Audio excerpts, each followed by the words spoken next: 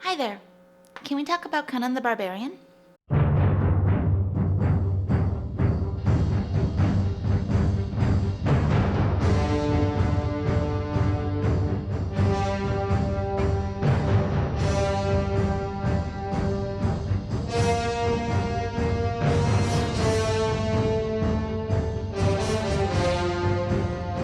Distributed by Universal Studios in 1982, Conan the Barbarian may not be the level of 80s movie Ready Player One nostalgia in the way Ghostbusters Back to the Future was, but it's one of my favorite movies of all time. Back when I worked at Universal Studios, your name tag said your favorite Universal distributed movie on it.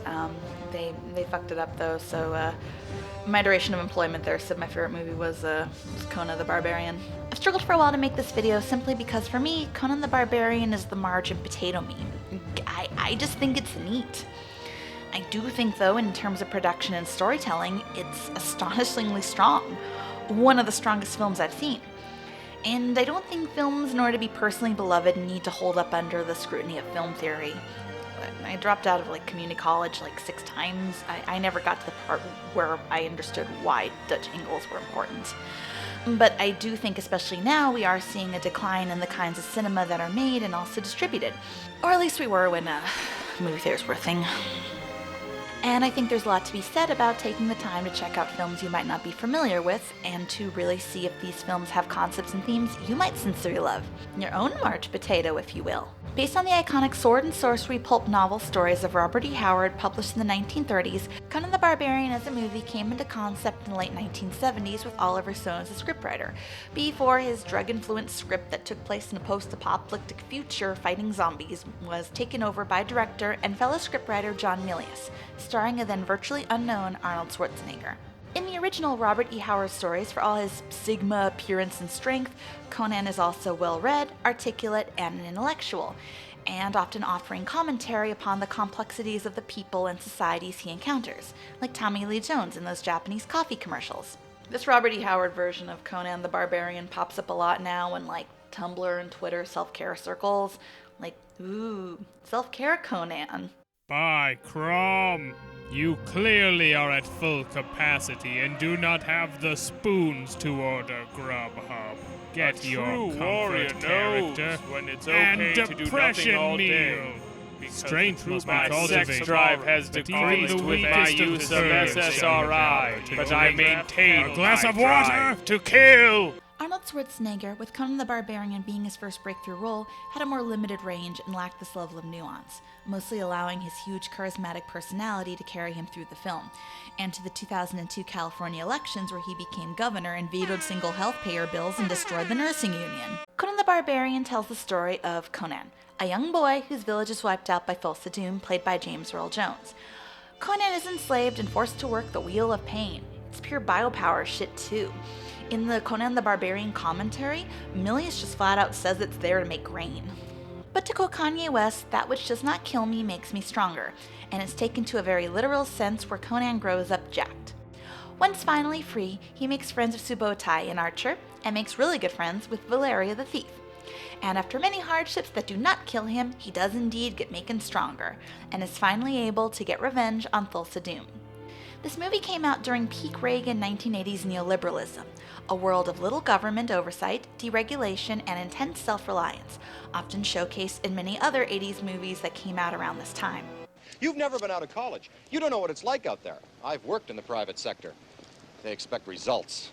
The themes of pragmatism and rugged individualism appealed to many, while other reviews were critical of the wanton violence. Even late film critic Roger Ebert, who praised the film, said he had concerns with Ubermensch Arnold Schwarzenegger as Conan defeating Thulsa Doom, played by James Earl Jones, saying, But there is one aspect of the film I'm disturbed by. It involves the handling of Thulsa Doom, the villain. He's played here by fine black actor James Earl Jones, who brings power and conviction to a role that seems inspired in equal parts by Hitler, Jim Jones, and Goldfinger. But when Conan and Doom meet at the top of the mountain of power, it was, for me, a rather unsettling image to see this Nordic Superman confronting a black.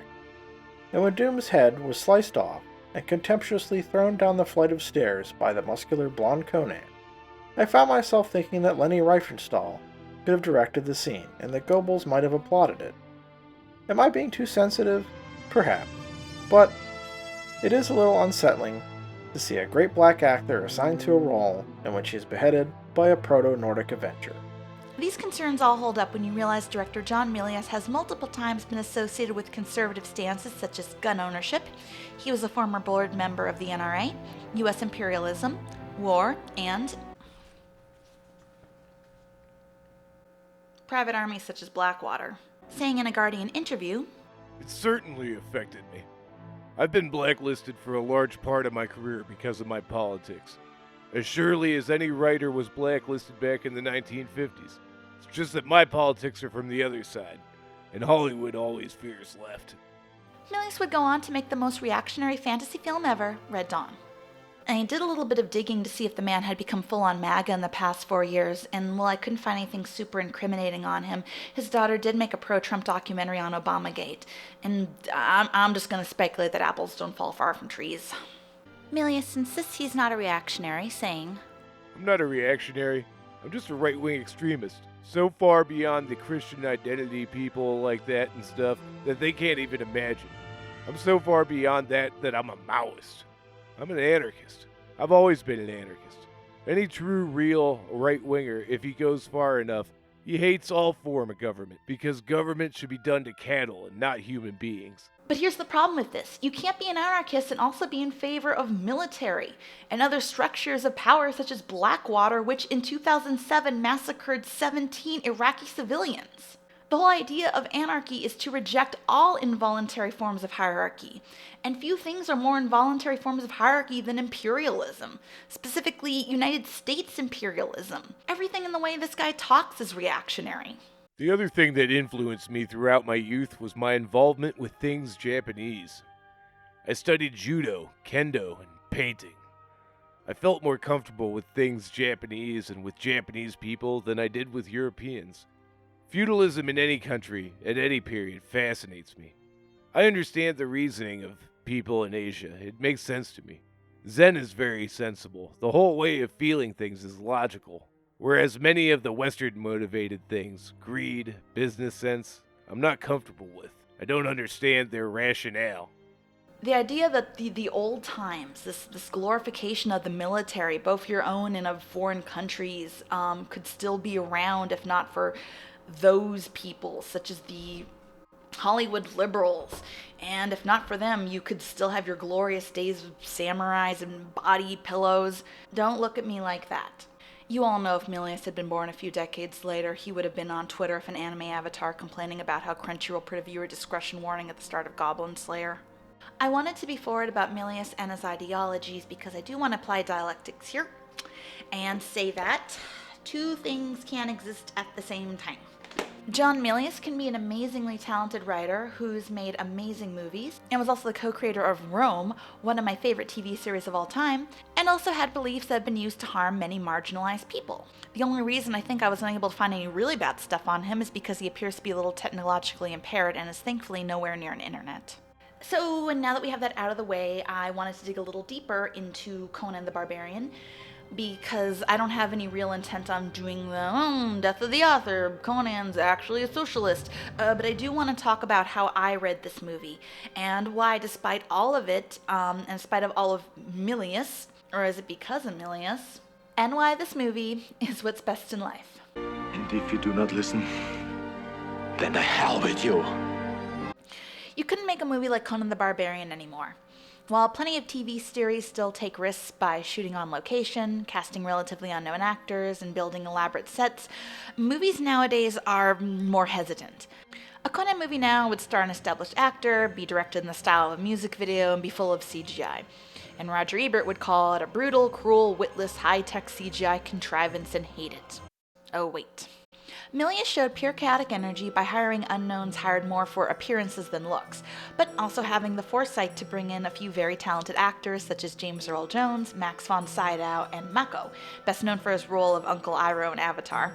This movie was shot on location in Spain, and there are these scenes of the landscape and characters traversing through the world. And every single time I watch this movie, I get amazed, because these sets are all built. Some dudes all had to get together, and not just design the Wheel of Pain, someone actually had to make sure that it worked. Location shoots for films now are far and fewer, with like one of the Chris's standing around a green screen soundstage, like quipping to a deep fake Harrison Ford.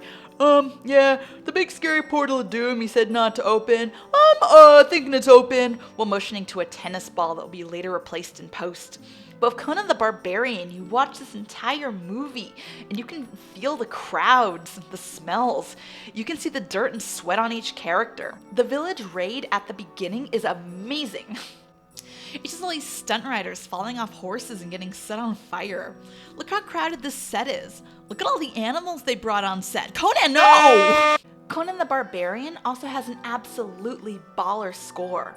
I wake up every day thinking Basil Poledouris did not have to go that hard, but he did.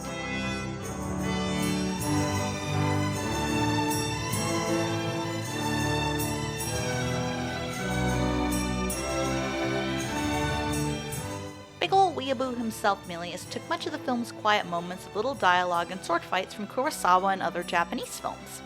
And he clearly had a really strong understanding of how a movie can inspire you, why a movie can inspire you, and how also to put in references and homages without being blatant, I clapped when I saw it references. Milius also has a great balance in how he writes dialogue that has a level of fun and humor in it, without resorting to the dreaded, they fly now, quippiness that many movies have. And some of the dialogue in this movie is iconic. Conan, what is best in life? To crush your enemies, see them driven before you, and to hear the lamentation of your women. The gods are pleased with you. They will watch the battle. Are they going to help? No. Well, then tell them to stay out of the way.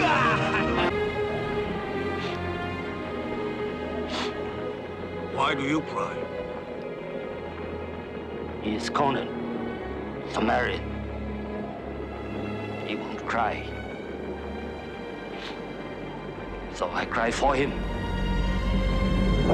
Masculinity is a prison, my dudes. It won't surprise you that Milius comes from the same group of film school brats such as Steven Spielberg and George Lucas, who was actually his classmate. And you can feel this vibe in the movies of this generation of first-time film students not being afraid to do whatever the fuck they wanted, before a time where there was more pressure to be beholden to huge corporations and their shareholders. Okay, I said I wasn't going to deathly offer this movie or give it some progressive twist, but Twitter user Square Pudding, in regards to the issues with het pairing, said the following back in 2019 when talking about the Amazon TV series Good Omens, an adaptation of Neil Gaiman and Terry Pratchett's fantasy novel. In Good Omens, there are three main couples. Two are heterosexual, Anathema and Newt, and Shadwell and Madame Tracy. The third is Aziraphale and Crowley, two mask-presenting immortals. The heterosexual couples are the very textbook definition of contrived het romance. Shadwell spends the whole book/series slut-shaming Tracy, and she responds by caring for him and proposing marriage. Anathema has sex with Newt, literally because an ancestor told her to. The het couples get together without any display of real relationship building, mutual trust, respect. They're hetero, and of similar ages, and that's apparently all you need to fuck or marry someone. Crowley and Aziraphale's scenes, meanwhile, are all about their compatibility. The series even expands upon this in a really touching way, showing how they became closer over the course of human history, slowly trusting each other, doing selfless things for one another. We could laugh about how Good Omens is a 6,000-year slow burn, but it actually puts the time in developing this friendship when the het couples might as well be pairs of Lego blocks. Of course, fandom is gonna go rabid over that. It provides the thing so much heterosexual romance, especially as written by men, misses: emotional intimacy. And this is a huge problem in many forms of media where simply because the breeding pair is a cis male and a cis female, they will end up together, and there's not a huge desire among the writers to invest in putting in that emotional intimacy. Many a better YouTuber has discussed this in more depth and probably far better than I ever will, but women often get regulated as a prize, something to be won at the end of the film with little investment in the character or their own personal arc. Valeria is a great character because for all of Milius' total creepy horniness for her and her actress, she is introduced competently and immediately accepted as part of the team. There is no "but you're a girl" conflict between the trio. Valeria even points out that she's more competent than Conan or Subotai because she came prepared. We're spared the weird bickering and will they won't they tropes that plague a lot of other movies. Valeria is confident, she's hot, and she's fun. And it takes good storytelling to make her connection to Conan in the span of 15 minutes so convincing. She and Conan hook up, and their intimacy is charming and understandable. Get you a man you can sit in bed and eat chicken with. Valeria is given a full arc as a reckless thief with no strong ties or connections to anyone, and meeting Conan gives her a sense of belonging she never had. And her goal of carving out a life and found family with him clashes against Conan's goals for revenge against Thulsa Doom. Milius said in the commentary that he had an idea for a third Conan movie, where the theme was consequence. But even in the first movie, he had very much plotted out the consequences for each character. Said Milius in a creative screenwriting interview, But my films have a strict code of morality, as strict as the code of the samurai. There are extreme consequences for action in my films. I mean, my characters pay terrible consequences for doing certain things. For example, Jeremiah Johnson goes through the Indian graveyard and he loses his family. He's cast into the winds for the rest of his life. He may be a legend, but he has no place to sleep. And you know, there's a tremendous consequence for violence. There's a tremendous consequence for action of any kind, good or bad. That's what the world is. But in movies like Eraser or Die Hard 3 or even Die Hard, there's no consequences for actions. It's all bullshit. Conan's desire for revenge causes him to leave Valeria and Subotai, but because he's on his own, he's unable to successfully infiltrate Thulsa Doom's cult and is tortured and left to die. He's rescued by his friends but is near death. Valeria says she'll pay any price to keep him alive, and then in a moment of the most gut-wrenching foreshadowing says, All the gods, they cannot sever us. If I were dead and you still fighting for life, I'd come back from the darkness, back from the pit of hell, to fight at your side. And Milius is a good writer, so as the group teams up once again to rescue Max von Sydow's wayward daughter from Thulsa Doom's cult, Valeria is mortally wounded. There's a lot of discourse around the concept of fridging, where a woman is killed only to spur a call to action to the male lead, or to make him sad, or to make the evil villain even more evil. But Conan is just so well written, I can't say that I find Valeria fridged. She's already been established as a character. She doesn't die to show that Thulsa Doom is evil. He's already been shown to eat people, massacre villages, and compel people to suicide. We know he's evil. And her death isn't to spur Conan into action, her death is to show consequences. Conan's need for revenge led him to make a hasty choice, which in turn eventually led to Valeria's death. For all his buffness and machismo, Conan still goes through struggle, and he has to pay his own steep prices and consequences for his revenge. On a side note, Valeria coming back one final time is my favorite scene in all of cinema. Do you want to live forever? At the start of the movie, Conan's dad tells Conan the riddle of steel. The secret of steel has always carried with it a mystery. You must learn its riddle, Conan. You must learn its discipline. For no one in this world can you trust. Not men, not women, not beasts. This you can trust. But Conan does learn to trust. He makes friends with Subotai. He comes to love Valeria. For all his beliefs on rugged individualism, Milius excels at stories about people's bonds. Watch Rome. Lucius Vorenus and Titus Polo have some of the strongest bonds of any characters I've ever seen on TV. When he's originally captured by Thulsa Doom, he's mocked for his riddle of steel, as Thulsa Doom believes that power does not come from physical strength or the integrity of one's weapon, but pure power to motivate and, well, form a cannibal snake cult. The riddle of steel is never specifically elaborated on. Some say it's that Nietzsche quote, that steel, like being forged through triumph, will come out stronger. Others say that maybe at the end Conan's dad was wrong and true strength comes not through steel, but through power. And I think it's a little bit of both. Yes, Conan's challenges and hardships mold him literally into the governor of California, where he cut AIDS funding. And I don't want to be all, trauma makes your life worse, because this is a fun fantasy story. But there is something to be said about Conan growing when he's able to form friendships and bonds of trust with people.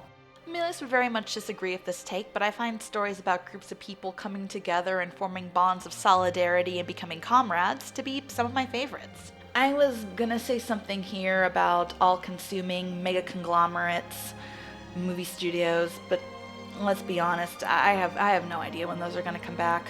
I do love this movie for all its competence. It's well made, it's well written, it's well acted.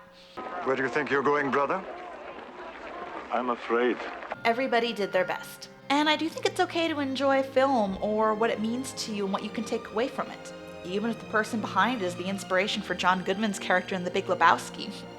Who's in pajamas, Walter? Shut the fuck up, Donnie. Hell, take away what you want from it. Say Conan the Barbarian is actually a leftist movie because Conan and his friends from all walks of life come together to overthrow an evil imperialist whose cult is dependent on blind conformity and uncrusting loyalty, and throw his head down the stairs. Yeah! It can be hard to get out of our comfort zones, and me telling you to check out this movie starring Macho Arnold that's full of boobies and disrespecting women and failing the Beechel test, and is directed by a guy who says Pinko Kami unironically, probably seems like long shot.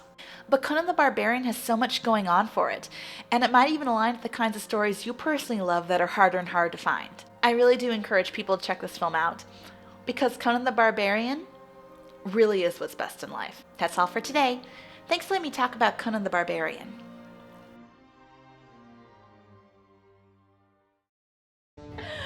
Oh, it's really good to be back. I think last time I made a YouTube video, I hadn't even been brought back to work yet. Hope everyone is doing good. I'm just gonna ramble a little bit because I have credits, mostly because of the amazing people who stepped up and were kind enough to help me a little bit in making this new video come to life. Oh. It can be a little hard to make these sometimes on a regular basis, given that the ones I make don't even break 1,000 views most of the time. So if you would like to see me make these a little more regularly, then definitely please do the things, hit the bell, subscribe, share them around, because I would love to start to make these a little more frequently. I have so much fun making them, but they are also just very, very exhausting. But thank you so much. Like I said, I'll try to do more in the future. If there's things you have an interest in me possibly covering, by all means, leave a comment. I like to hear what people think. I got a couple in my head I would like to eventually put together. But definitely in the meantime, follow me on Struggle Session. I'm still doing amazing pop culture analysis with my delightful co-hosts and having a great fun time being the anime correspondent. And if you want to hear me go back to talking about animals, me and my partner are currently doing another podcast, Ape Tour Theory, where we are talking about cinema, but from a primate perspective. So that is all. Hope everyone's doing okay. This has been a year.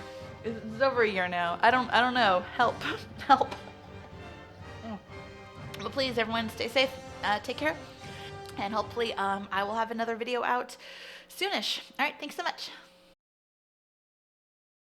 Help! We can't do anything! She's been recording for like 12 hours, help! I need to be wild! Here, calm down, have a drink. Yummy! No.